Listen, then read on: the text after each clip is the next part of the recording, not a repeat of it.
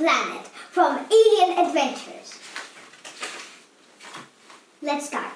Chapter 1, Crash Landing. The ship began to shudder. Cat ran to her station. "Impact warning," said the ship. "We're in Sultan's gravity field," said Ant, looking helplessly at the panel in front of him. "It's dragging us down!" Arrgh! "Can you slow the ship, Nock?" asked Max. Nock pulled back on the steering orbs. "The gravity is too strong," he shouted. They were still dropping fast. "We are going to crash," cried Seven. The ship broke through a layer of thick cloud. It plunged down toward the surface of the planet. "Whoa!" gasped Tiger as he saw the glittering rocks below. "Hold on!" Nock yelled. "It's going to be a rough landing!" The ship tugged along the ground. Nock did his best to steer between the huge crystals. Finally, they came to a juddery halt. "Planet Celestin information. Planet Celestin is one of the brightest planets in the Beta Prime galaxy. It is known as the Diamond Planet because of its sparkling diamond-like appearance. Non-life forms, Minotaurs, pyrite panthers, surface conditions, strong gravity, frequent mineral storms, rocky terrain, disc-shaped mineral clouds, glittering surface, rocky terrain. And we need a damage report," Max said. "I'm running one now," Ant said. "Some of the rear power cells are broken," she replied a moment later. "We can't take off without them," said Tiger. "Come on, let's see how bad it is," said Max. As soon as Max stepped out of the ship, his whole body felt heavy. Tiger slumped down to the ground next to him. "My arms and legs feel like concrete," he groaned. "You need to adjust your suits to adapt to the planet's gravity," Seven called from the exit hatch. Chapter 3, On with the Mission. Max and Tiger adjusted their suits. Then they made their way to the back of the ship to access the damage. Seven was hovering beside them. Tiger pointed to a large crack running along the power cells. "That's our problem," he said. Seven opened the hatch in his stomach. He took out a tube. "I can fix it," he said. "How?" asked Max. "This is a special gel that will seal the crack," replied Seven, "but it will need time to dry."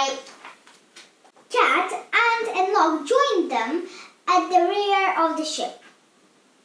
"Ant, can you please stay here with Tiger and Seven and finish fixing the ship?"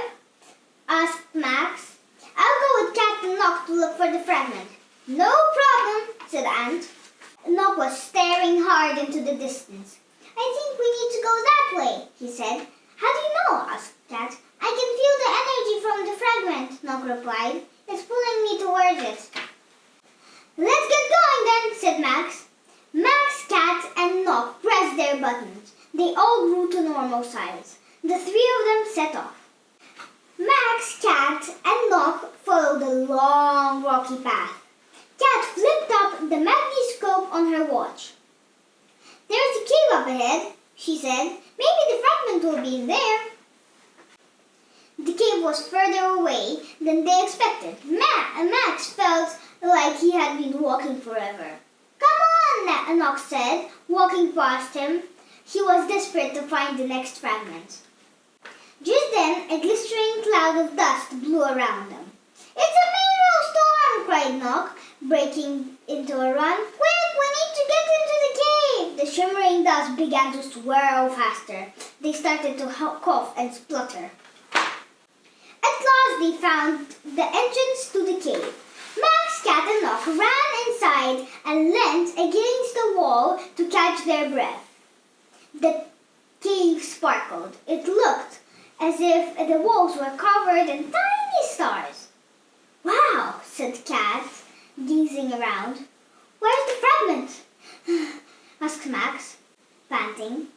Nock spotted a picture edged into the wall. As he touched it, blue power surged from his hand, lighting it up. It wasn't the energy of the fragment I could feel after all, he said. It was this.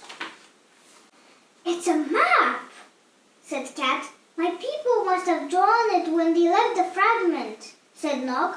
Look, there's an X, Max said. He pointed to an edging of a pyramid. That must be where the fragment is hidden. They walked through the mouth of the deep cave. The storm was disappearing over the horizon. Let's go, said Max. We just have to hope that the others can catch up. Max's voice was drowned by a growling noise coming from inside the cave.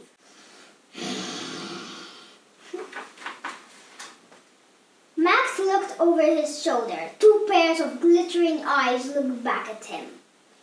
I think we've got company, his voice said, trembling. Let's find out what